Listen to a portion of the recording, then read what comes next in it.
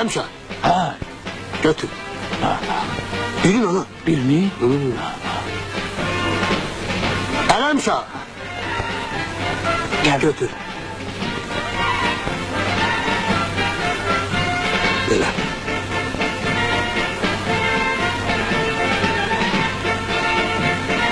Ha, ne var? Salam. Salam. Gel içeri, soğuk. Döşe gelsin. Hava soğuktu. Adamın elleri, ayakları. Benim de ellerim üşüyor, ne olsun? Soğukların içinde. Elce yoktu. Kitap var. Min bir gece. Değiller entika romandı. Verim okuysan.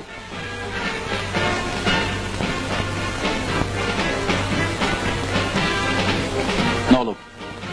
Hiç ne olmuyor Canavzat? Böyle. Salda düşüyor, vermeye de bir şeyimiz yok. Gönüllü sen. Böyle.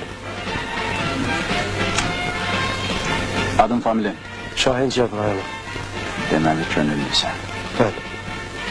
Cəbhəyə könüllü gəlirsən. Amma könüllü pul xərcləmək istəmirsən. Bala, sənin taytuşların vətən yolunda canlarından keçirlər. Amma sən könüllü ola. Axı mən neynəməliyim?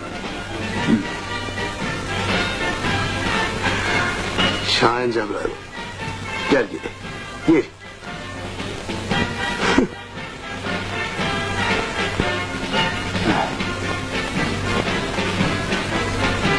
Pulun var. Var. Maşını görürsen. Orada her şey var. Can dermanı, kuş sütü. Hoş geldin.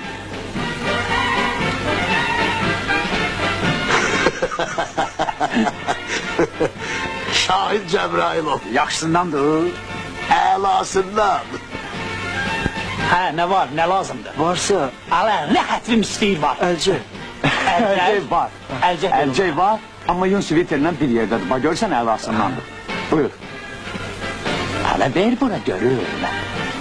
Apa, sağlıqla qısmət. Çok sağ ol.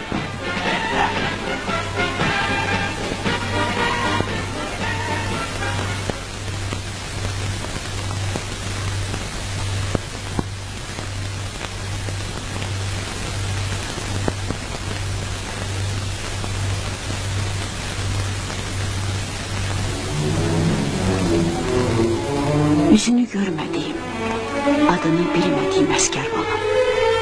Bu sovqatları öz əllərimlə toxumuşam. Əllərimin hərarəti səni qısındıracaq.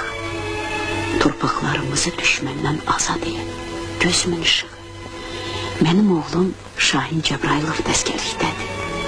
Hamınız mənim evlatlarımsınız. Allah sizə yar olsun. Suna Cebrailova, Bakı, Vidadi küçesi 22.